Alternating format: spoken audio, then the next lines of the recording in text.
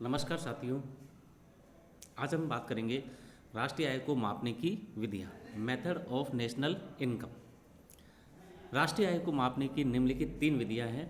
पहली है उत्पादन विधि या मूल्य वर्धिता विधि, प्रोडक्ट मेथड या वैल्यू एडेड मेथड। दूसरा है आय विधि, इनकम मेथड। तीसरा है व्यय विधि, एक्सपेंडिचर मेथड। इन विधियों का विस्तृत विवेचन इस प्रकार है। सबसे पहले हम बात करते हैं उत्पादन विधि अथवा मूल्य वर्धिता विधि। दोहरी गणना की समस्या के निदान के लिए हमें या तो अंतिम उत्पादन का मूल्य ही जोड़ना चाहिए या उत्पादन के हर स्तर पर जोड़ा गया मूल्य। अंतिम उत्पाद विधि में अंतिम उपभोग व पूंजी निर्माण के लिए उत्पादित वस्तु को जोड़ा जाता है, जबकि मूल्यवर्धिता विधि में प्रत्येक उत्पादक इकाई के द्वारा जोड़ा गया विशुद्ध मूल्य ज्ञात कर उसे जोड़ा जाता है। एक बार फिर से देखेंगे। दोहरी गणना की समस्या के निदान के लिए हमें या तो अंतिम उत्पादन का मूल्य ही जोड़ना चाहिए या उत्पादन के हर स्तर पर जोड़ा गया मूल्य। अंतिम उत्पाद विधि में अंतिम उपभोग तथा पूंजी निर्माण के लिए उत्पादित वस्तु को जोड़ा जाता है, जबकि मूल्यवर्धिता विधि में प्रत्येक उत्पादक इकाई के द्वारा जोड़ा गया विशुद्ध मूल्य ज्ञात कर उसे जोड़ा जाता है।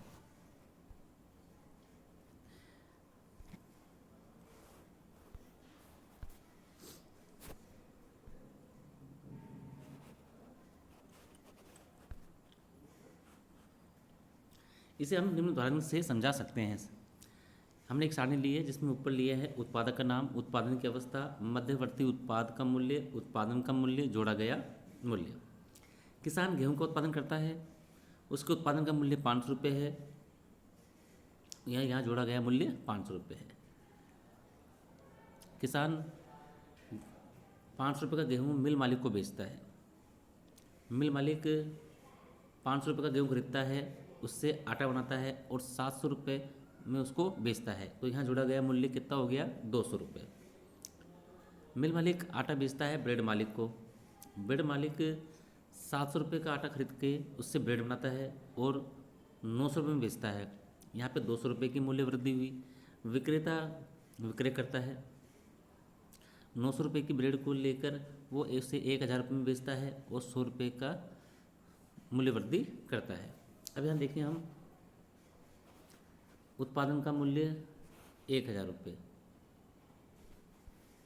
और जोड़े गए मूल्य का योग करते हैं तो भी 1000 रुपये आता है। तालिका से स्पष्ट है कि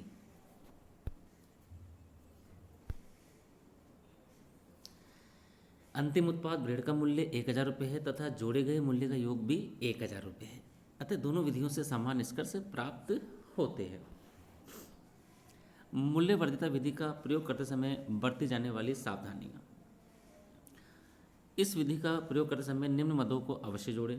सरकार, व्यवसायी तथा परिवार द्वारा स्वयं के साधनों से स्थिर परिसंपत्ति का उत्पादन। सरकार, व्यवसायी तथा परिवार द्वारा स्वयं के साधनों से स्थिर परिसंपत्ति का उत्पादन।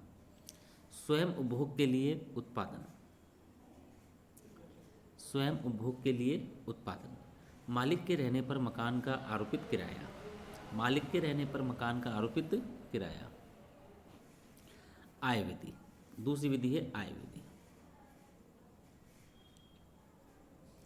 राष्ट्रीय आय उत्पादन क्रिया में योगदान के लिए उत्पादन के साधनों को किए गए भुगतान का योग होता है।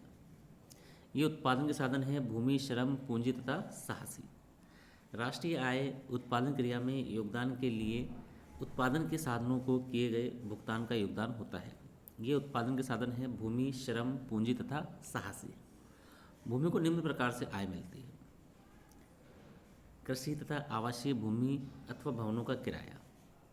कृषि तथा आवासीय भूमि अथवा भवनों का किराया। वन दोहन की रॉयल्टी। श्रम को निम्न प्रकार से आय मिलती है। मजदूरी तथा वेतन, सेवानिवृत्ति पेंशन सहित वस्तु के रूप में भुगतान। नियोक्ता का सामाजिक सुरक्षा अंशदान। स्वयं नियोक्ता की आय, स्वयं नियोक्ता की आय। पूंजी को निम्न प्रकार से ब्याज मिलता है। उपभोक्ता, सरकार तथा व्यवसायी। पूंजी को निम्न से ब्याज मिलता है। उपभोक्ता, सरकार तथा व्यवसायी। उपभोक्ता तथा सरकार द्वारा दिए गए ब्याज को राष्ट्रीय आय में नहीं जोड़ा जाता, क्योंकि यह मान्यता है कि ये उपभोग के लिए ही ऋण लेते हैं। इसके विपरीत व्यवसायी द्वारा दिए गए ब्याज को राष्ट्रीय आय में जोड़ा जाता है, क्योंकि व्यवसायी उत्पादन प्रक्रिया के लिए ऋण लेते हैं। व्यवसायी द्वारा दिए गए ब्याज को ही राष्ट्रीय आय में जोड़ा जाता है, क्योंकि व्यवसायी उत्पादन प्रक्रिया के लिए ऋण लेते हैं। उद्यमी को लाभ के रूप में आय होती है।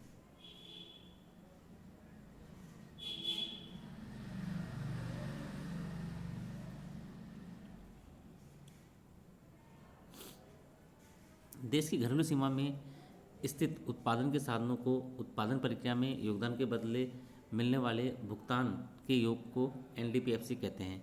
इसमें एनएफआईए जोड़ने पर राष्ट्रीय आय प्राप्त होती है। देश की घरेलू सीमा में स्थित उत्पादन के साधनों को उत्पादन प्रक्रिया में योगदान के बदले मिलने वाले भुगतान के योग को एनडीपीएफसी कहते हैं। साधन लागत पर शुद्ध घरेलू उत्पाद कहते हैं। इसमें एनएफआईए विदेशों से प्राप्त शुद्ध साधन आय को जोड़ने पर राष्ट्रीय आय प्राप्त होती है।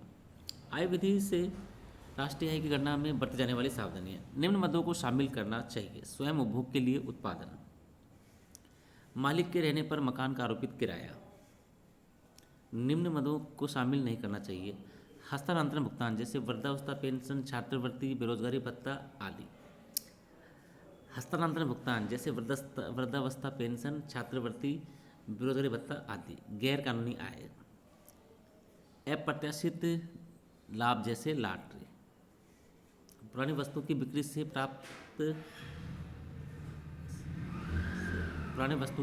आय, परंतु इन लेन देन में दिया गया कमीशन जोड़ा जाता है। पुरानी वस्तु की बिक्री से आय, परंतु इन लेन देन में दिया गया कमीशन जोड़ा जाता है।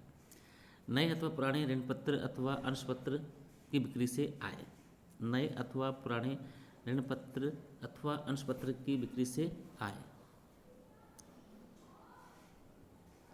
धन्यवाद साथियों। आगे व्यय विधि हम पढ़ेंगे अगली वीडियो में।